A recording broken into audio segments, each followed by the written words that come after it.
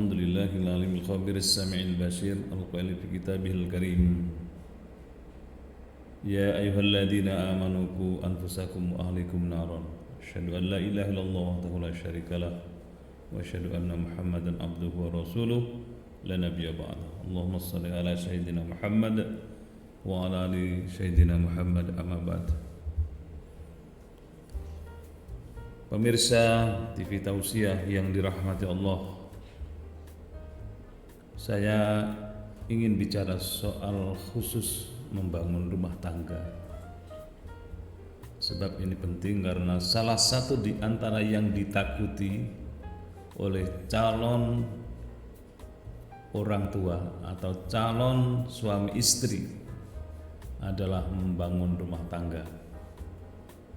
Ada benarnya juga, karena membangun rumah tangga itu seperti orang yang naik perahu di tengah lautan lepas.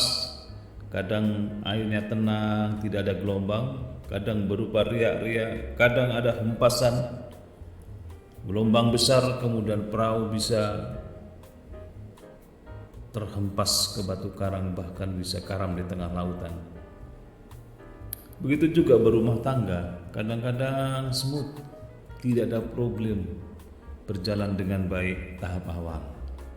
Kemudian mulai muncul masalah-masalah, ada hempasan kiri kanan, hempasan dan fitnah, bahkan kadang-kadang orang internal sendiri juga ikut mencampuri.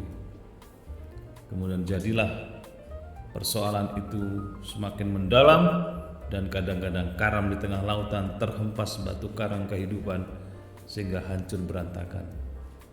Mereka yang mengalami begini ini bukan hanya orang yang tidak empunya. Orang kaya pun banyak yang jatuh di tengah jalan berguguran. Bahkan orang-orang yang punya nama besar, orang yang terkenal, orang yang tersohor, orang yang berpangkat, banyak juga yang tidak mampu mempertahankan kondisi ini. Karena memang berkeluarga itu, membangun rumah tangga itu misterius banget. Ada orang yang diberikan kemampuan, punya daya imun yang tinggi, sehingga dia secara bertahap perlahan tapi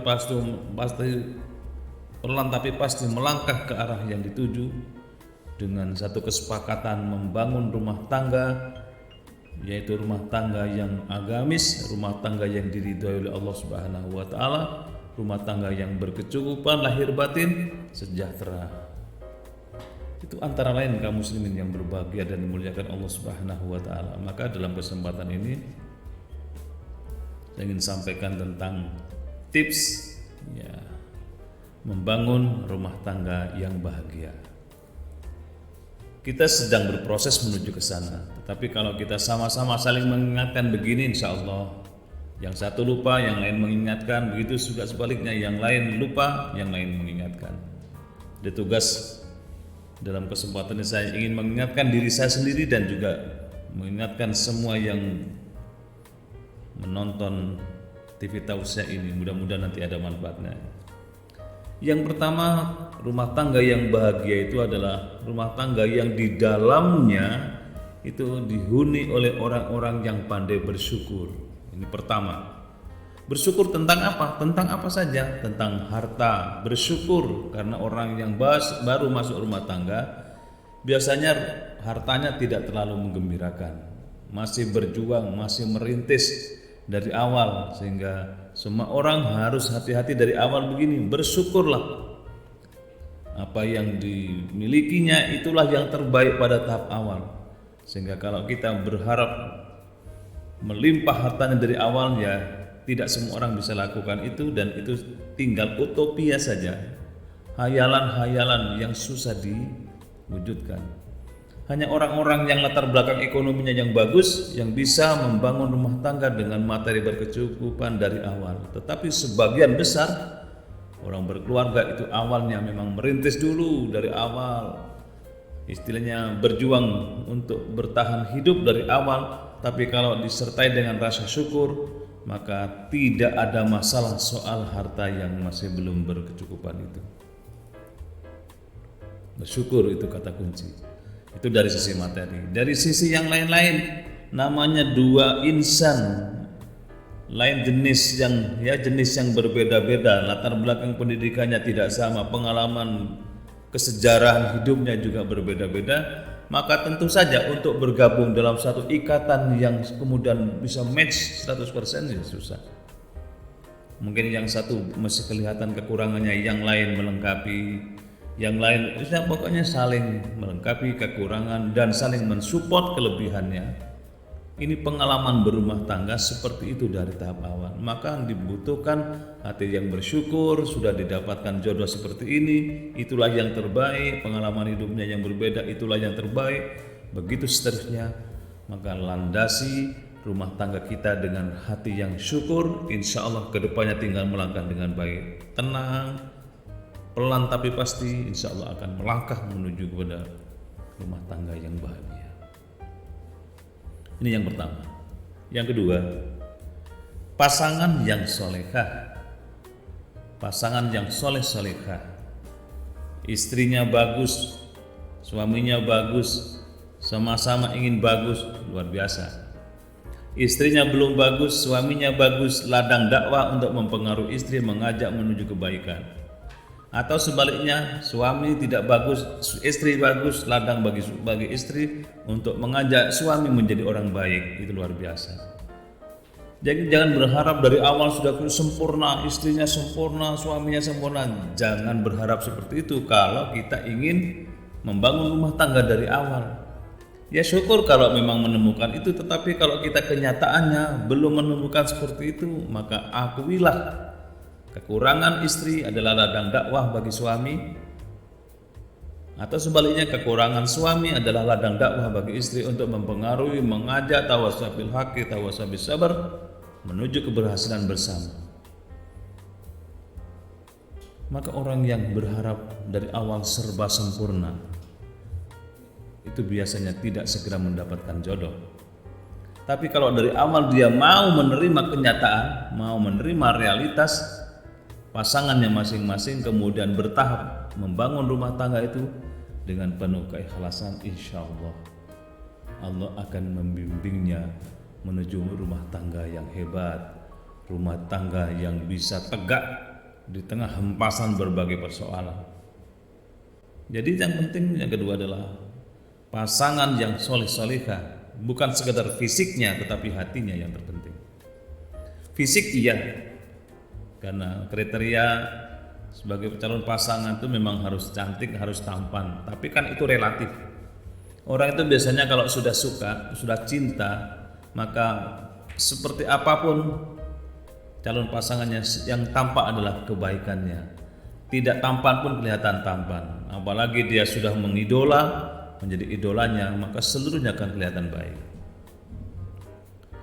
Ini yang kedua.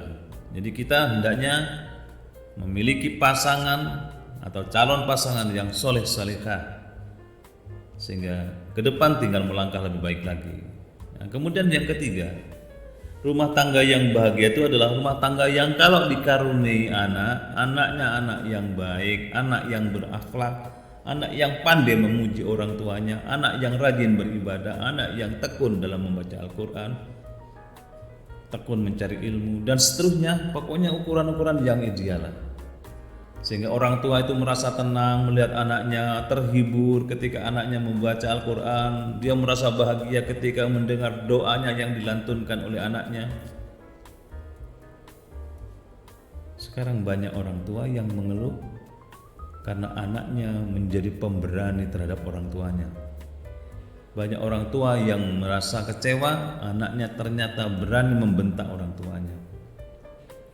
Ingatlah ketika Rasul mendapat laporan dari seorang pemuda lapor kepada Nabi, "Ya Rasulullah, ayah saya sekarang berani mencuri materi atau harta saya."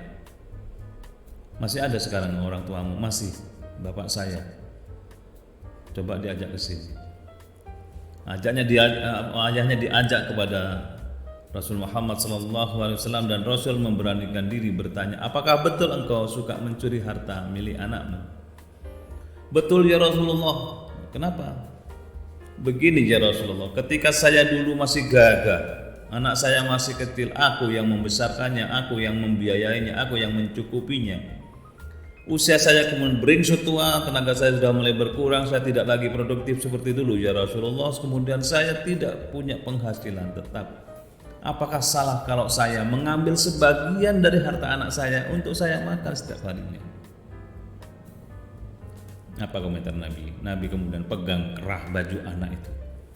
Dipegang oleh Rasul, dikatakan, ayahmu tanggung jawabmu, hartamu milik bapakmu. Luar biasa. Maka para anak jangan sampai kemudian tidak menunjukkan sikap tawadhu, tidak patuh kepada orang tuanya, tidak hormat kepada orang tuanya. Kalau itu yang terjadi, jangan berharap menjadi anak sukses. Menjadi anak sukses adalah anak yang tawadhu, anak yang patuh kepada orang tuanya, anak yang mau perhatian kepada orang tuanya lahir batin. Kalau ada orang tua kekurangan, anak yang mensupportnya. Kalau ada orang tua sakit, anak berkewajiban untuk mengobatinya. Kalau ada orang tua mengalami sesuatu yang tidak membahagiakan, anak yang datang untuk memberikan hiburan-hiburan kepada orang tua sehingga bahagia. Dan sering saya katakan bahwa anak jangan cepat percaya kepada apa yang diucapkan orang tua, karena biasanya orang tua sering menyembunyikan sesuatu yang menyebabkan anak tidak enak perasaannya. Contoh, ketika kita telepon orang tua, bagaimana kabarnya ibu, bapak, kalau dijawab alhamdulillah baik, jangan-jangan sedang tidak enak badannya, jangan tidak baik, jangan sedang tidak sehat, dan seterusnya. Bagaimana apa punya rezeki hari ini? Alhamdulillah banyak. Jangan-jangan sedang seret, jangan-jangan sedang tidak punya uang, dan seterusnya dan seterusnya. Anak harus perhatian kepada orang tuanya, sapa mereka, layani, penuhi kebutuhannya. Itulah rumah tangga yang bahagia. Kemudian berikutnya, rumah tangga yang bahagia adalah lingkungan yang sehat, lingkungan yang mendukung, lingkungan yang baik. Lingkungan di rumah itu ataupun lingkungan di luar rumah itu senantiasa mensupport kebaikan-kebaikan yang kita lakukan, bukan justru sebaliknya suka ngerecoki kepada kita, kemudian bahkan kadang-kadang kita diajak bergosip ria setiap hari. Hindari yang seperti itu. Maka keluarga atau rumah tangga yang baik adalah rumah tangga yang di dalamnya ada kegiatan keagamaan yang hebat, yang baik. Walaupun tidak terjadwal ada bacaan Al-Quran, didengarkan, ya minimal lewat kaset lah setidaknya, supaya hati ini tentram. Syukur-syukur kalau kita istiqomah dan ada kerinduan mendalam terhadap bacaan Al-Quran, kita ambil Quran, kita baca semampu kita. Itu lingkungan kita ciptakan menjadi lingkungan yang baik, yang menyenangkan, yang menggemburkan hati kita untuk tumbuh suburnya iman di dalam rumah tangga itu. Kalau rumah tangga seperti itu yang terjadi, maka insya Allah rumah tangga itu akan bahagia. Kata Nabi, hiasi rumahmu dengan salat dan bacaan Al-Quran. Yang kelima, rumah tangga bahagia itu adalah rumah tangga yang di dalamnya hartanya senantiasa harta yang halal, diperoleh dengan cara halal, dikelola dengan cara yang halal, dan dikonsumsi dengan cara yang halal. Harta yang diperoleh dengan cara halal belum tentu menjadi halal karena kita berproses dengan cara yang tidak benar. Misalnya, harta yang kita miliki di dalamnya itu ada hak fakir miskin yang harus kita keluarkan. Maka kalau kita makan seluruhnya, hak fakir miskin berarti kita makan juga. Maka proses juga harus dapat dipertanggungjawabkan, dan harta didapat dengan cara halal, digunakan dengan cara halal, insya Allah akan barokah. Rumah tangga yang baik bukan sekedar rumah tangga yang numpuk materi, tetapi bagaimana materi yang ada itu kemudian disebar, didistribusi, sehingga menimbulkan kebahagiaan bagi orang lain, dan kebahagiaan orang lain itu juga akan datang memantul kepada kita yang melakukannya itu. Kaum muslimin yang berbahagia, yang keenam, rumah tangga yang baik itu adalah rumah tangga yang di dalamnya ada semangat untuk terus mendalami ajaran agama. Semangat mendalami ajaran agama secara diam-diam, mungkin ada lewat di sosmed seperti sekarang atau lewat buku-buku, silakan baca dan baca. Dengan cara itu kita akan dicas semangat kita, ilmu kita, iman kita akan dicas oleh bacaan-bacaan yang baik itu. Sehingga ada orang yang menyatakan 5 tahun atau 10 tahun yang akan datang diri kita ini seperti apa tergantung 2 hal. Pertama, terhadap bacaan yang kita baca, buku yang kita baca atau bacaan yang kita baca. Yang kedua, tergantung kepada siapa teman kita. Kalau bacaannya terus mendorong semangat iman, maka kedepannya kita akan menjadi pribadi yang subur iman kita. Dan kalau temannya adalah teman-teman yang senantiasa mensupport kita untuk berfastabiqul khairat, berlomba-lomba menjadi orang baik, insya Allah kita akan menjadi orang yang baik juga. Itulah rumah tangga yang bahagia. Dan yang ke-8, yang terakhir, yang ke-7, rumah tangga yang bahagia adalah rumah tangga yang umurnya barokah, kesempatannya barokah, keluarganya seluruhnya barokah. Singkat kata, keberkahan dalam rumah tangga itu adalah menimbulkan efek positif, yaitu bertambahnya kebaikan-kebaikan di rumah tangga itu. Sehingga dengan demikian maka rumah tangga yang bahagia adalah rumah tangga yang tambah hari, tambah banyak kebaikan yang dilakukan, tambah hari semakin mantap kebaikannya, senantiasa terus bergerak, meroket ke atas bukan meluncur ke bawah.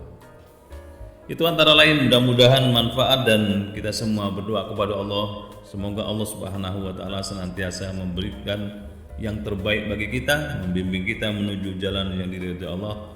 Dan besok kita bertemu dalam satu titik kebahagiaan, yaitu bahagia di dunia. Lebih-lebih besok kita berharap berdoa kepada Allah jadi orang yang bahagia di akhirat.